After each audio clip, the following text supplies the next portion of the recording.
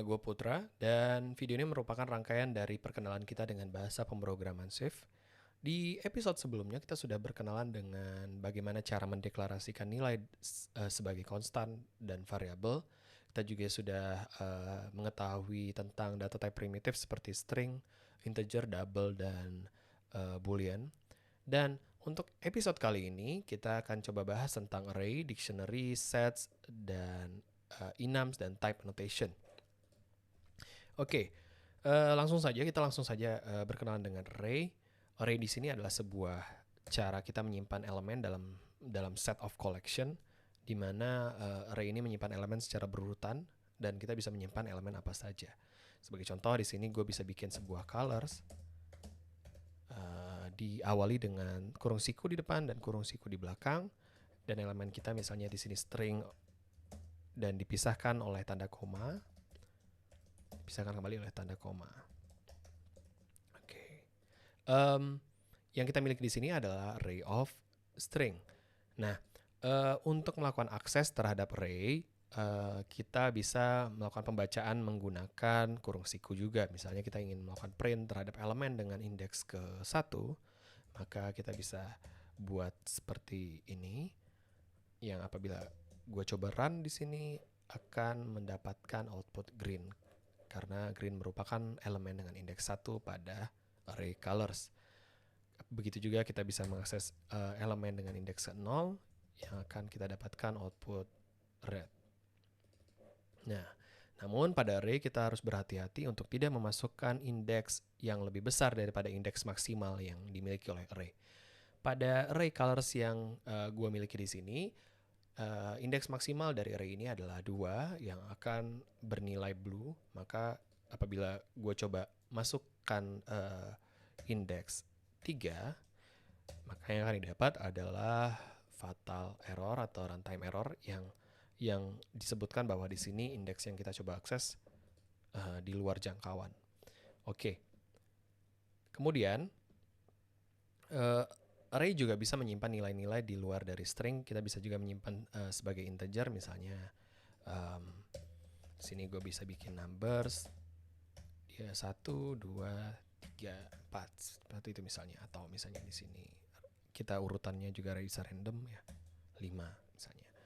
Nah, kemudian untuk melakukan penambahan elemen pada array, kita bisa menggunakan append sebagai method. Misalnya colors, kita bisa append yellow. Dan yang dilakukan oleh method ini adalah dia menambahkan elemen yellow pada akhir dari array.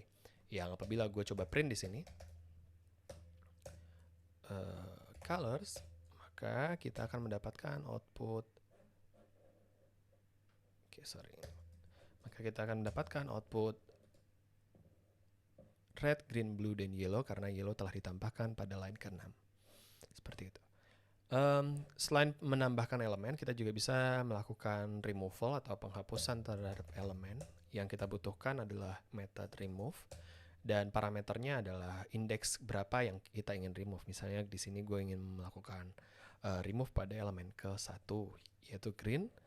Yang terjadi apabila kita coba print setelah kita melakukan removal, kita akan mendapati green-nya hilang. Oke, seperti yang kita bisa lihat di output di bawah. Ada beberapa metode lagi yang bisa kita gunakan. Salah satunya adalah contains, di mana contains di sini dapat berguna apabila kita ingin melakukan pengecekan apakah array yang kita miliki itu memiliki elemen tertentu. Misalnya kita ingin mengecek apakah colors di sini memiliki elemen red seperti ini, ya. Dan apabila kita jalankan, maka akan didapat output true karena colors memiliki elemen red. Kalau kita cek di sini black, tentu saja kita akan mendapatkan output berupa false karena black tidak ditemukan di dalam colors. Oke.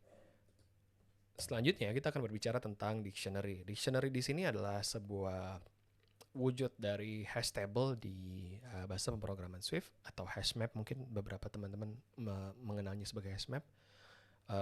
Dan pada C++ dia dikenal sebagai unordered map, di mana elemen dari array dictionary ini merupakan sebuah key dan value, di mana masing-masing key dan value akan disimpan secara tidak berurutan. Sebagai contoh, misalnya di sini gue bisa bikin sebuah dictionary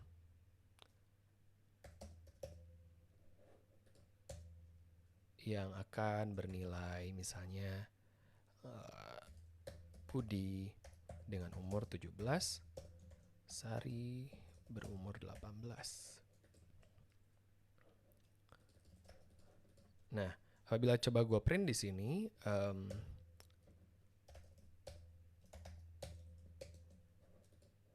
kita akan mendapati array Budi dan Sari. Cara melakukan akses terhadap elemen yang ada di dalam dictionary adalah dengan menggunakan key-nya atau kata kuncinya. Apabila kita ingin mengecek umur dari Budi, maka kita perlu melakukan print terhadap ages dengan kata kunci Budi. Nah, untuk dictionary sendiri berbeda dengan array. Apabila array tadi kita coba akses elemen yang tidak ditemukan, maka dia akan crash. Namun pada dictionary dia akan mengembalikan nilai null atau nil. Nah, apabila kita tidak menginginkan seperti itu, kita bisa memberikan default value. Yang default value-nya untuk kasus ini gue cobakan kalau tidak ditemukan akan berikan nilai 0 saja. Nah, apabila ini dijalankan, kita akan bisa menemukan Budi memiliki umur 17. Nah, default parameter di sini baru akan kepakai apabila kita melakukan pengecekan elemen yang tidak memiliki, yang kata kunci tidak ditemukan pada dictionary. Misalnya di sini gue coba melakukan pengecekan pada Andi, sedangkan Andi tidak ada pada Hedges, sehingga yang akan kita dapatkan adalah output berupa 0. Oke. Dan kita bisa melakukan pengubahan nilai terhadap umur Budi di sini dengan cara ages di sini kita ganti umurnya dengan misalnya 19. Apabila di sini gue coba print ages-nya, maka kita akan menemukan umur Budi menjadi 19. Oke. Selanjutnya adalah sets. Sets di sini mirip seperti array dan mirip juga seperti dictionary, di mana sets itu tidak berurut, disimpan secara tidak berurut. Dan array sets juga disimpan secara kayak semacam deret, di mana elemen tidak merupakan key dan value, tapi satu elemen utuh. Dan namun yang berbeda antara set dan array adalah set ini menghilangkan informasi yang duplicate dan array tidak menghilangkan informasi yang duplicate. Sebagai contoh di sini gue coba bikin deklarasi sebuah set.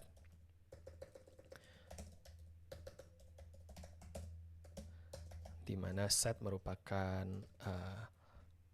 memiliki elemen integer di mana dia nilainya adalah 1, 2, 3, 4 misalnya. Dan apabila gue masukkan nilai 1 di sini dan coba di print, kita akan melihat outputnya adalah 3, 1, 2, 4. Ada dua hal yang kita bisa temukan pada set. Pertama adalah urutannya tidak berurut. Tidak berurut seperti apa yang kita sudah berikan pada saat kita membuat set. Dan yang kedua adalah angka 1 di sini dibuang, atau 1 di sini dibuang, sehingga yang kita temukan set memiliki 1 tanpa duplikasi. Itulah titik perbedaan paling mencolok antara set dan array. Dan untuk pada set kita bisa menambahkan nilai dengan memanggil method insert. Kita bisa memasukkan nilai 2, atau kita bisa juga masukkan nilai 100 misalnya. Dan sebagaimana kita ketahui bahwa 2 sudah dimiliki oleh set, sehingga 2 tidak akan diinsert lagi, dan 100 tidak dimiliki oleh set of number ini, jadi 100 akan ditambahkan. Apabila di sini coba gue print, maka kita akan menemukan 2, 100, 4, 1, dan 3. Oke, selanjutnya adalah enum. Enum adalah sebuah limited value yang kita bisa namai. Dan di bahasa pemrograman lain juga sudah memiliki banyak ditemukan enum juga ya. Dan enum di sini kita bisa menggunakannya sebagai misalnya untuk mendefine sebuah color yang tentu pasti sudah limited ya. Nah, di sini gue bisa bikin color di mana case-nya adalah bisa saja red, bisa saja green, atau bisa saja blue. Nah, cara mendeklarasikan sebuah enum kita bisa membuatnya sebagai misalnya di sini color dan dia merupakan color blue, atau di sini kita bisa menyimpannya sebagai, kita bisa melakukan perubahan nilai terhadap color dengan green seperti itu. Oke. Nah, yang terakhir, topik terakhir adalah type annotation. Type annotation di sini akan menjawab permasalahan seperti yang gue akan menceritakan. Contoh misalnya gue punya sebuah nilai desimal 1,0.